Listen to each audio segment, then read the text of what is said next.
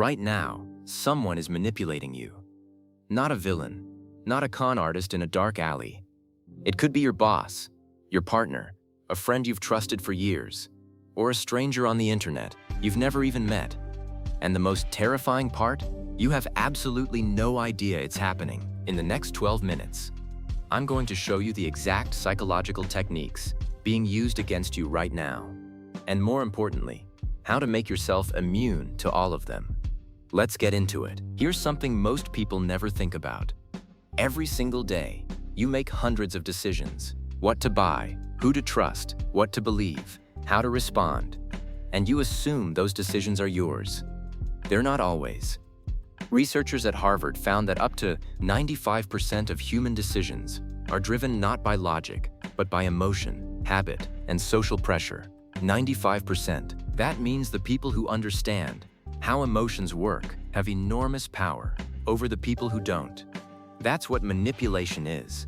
Not magic, not mystery. It's psychology, used without your consent. Here are the 6 techniques you need to know about. Technique number 1. Reciprocity. In 1974, sociologist Philip Kuhns sent Christmas cards to complete strangers, people he had never met, people who had no idea who he was. He received over 200 replies from strangers. Why? Because the human brain is hardwired with one of the most powerful social rules in existence. If someone gives you something, you feel obligated to give something back. This is called the law of reciprocity, and it runs so deep, it happens even when you don't want it to. Here's how it's used against you. A colleague does you a small favor you didn't ask for. Now you feel like you owe them. A salesperson gives you a free sample. Suddenly, buying feels like the right thing to do. Someone is unusually kind to you, right before asking for something big. Sound familiar? The defense is simple, but takes practice. Ask yourself one question before you respond to any favor. Did I actually want this, or was it given to create obligation? If you didn't ask for it, you don't owe anything for it. Technique number 2. Social proof manipulation.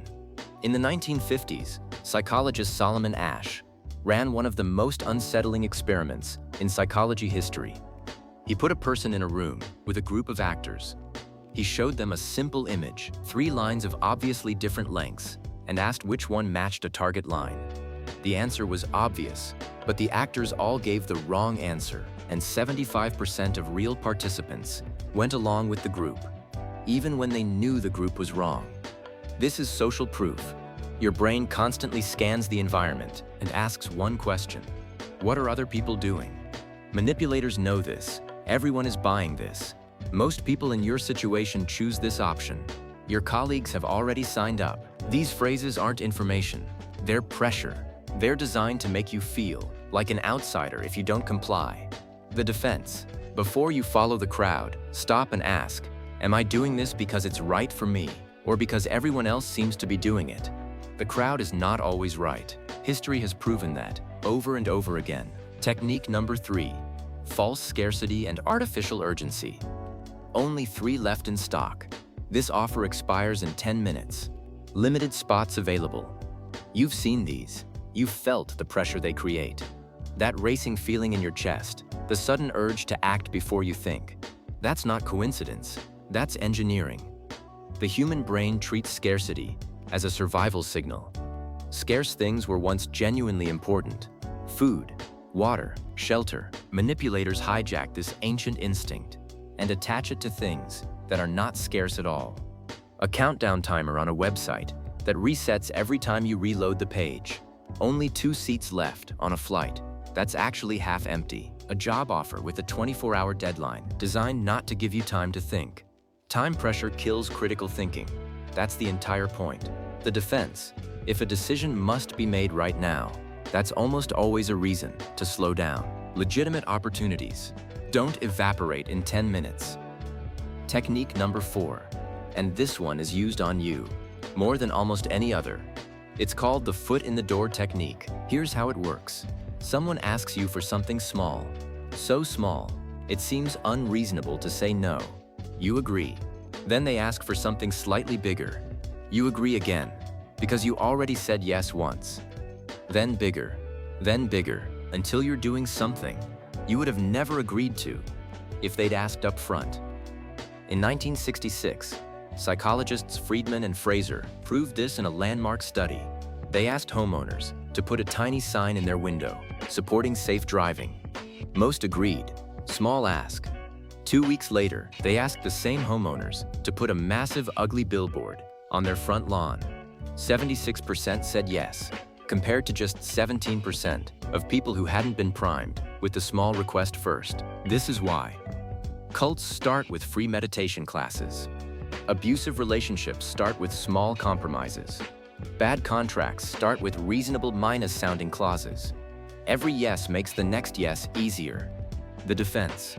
Judge every request on its own merits, not based on what you already agreed to.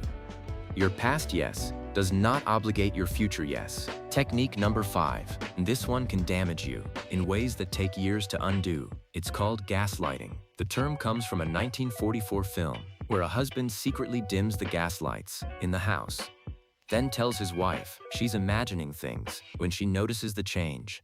Gaslighting is the systematic manipulation of someone's perception of reality.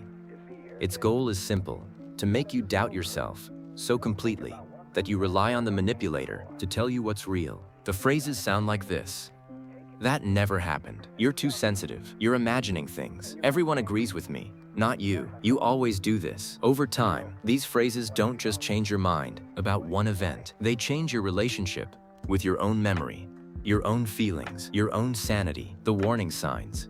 You constantly second-guess yourself around one specific person. You feel confused or crazy after conversations with them.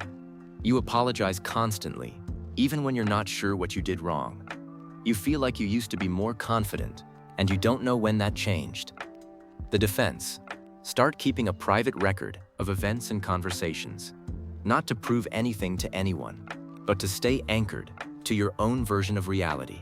What you remember happened. Technique number 6.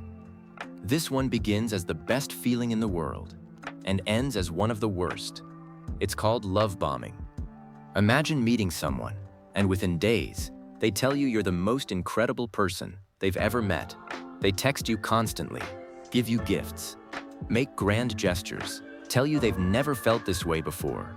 It feels like finally being seen.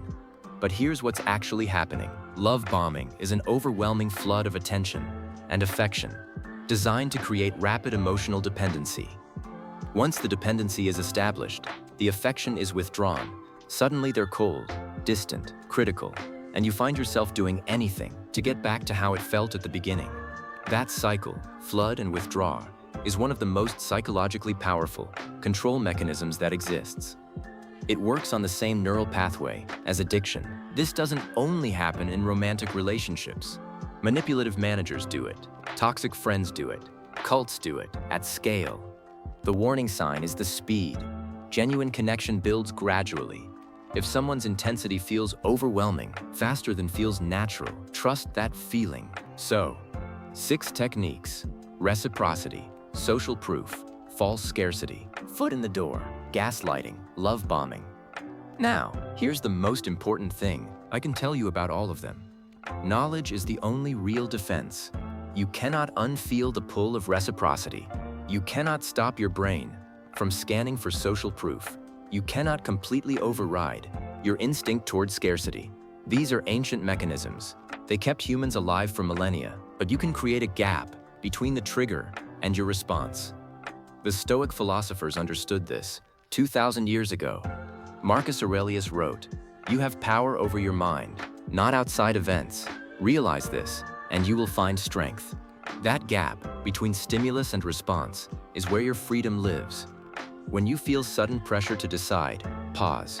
When someone's generosity feels uncomfortable, ask why. When your reality is being questioned, go back to what you know.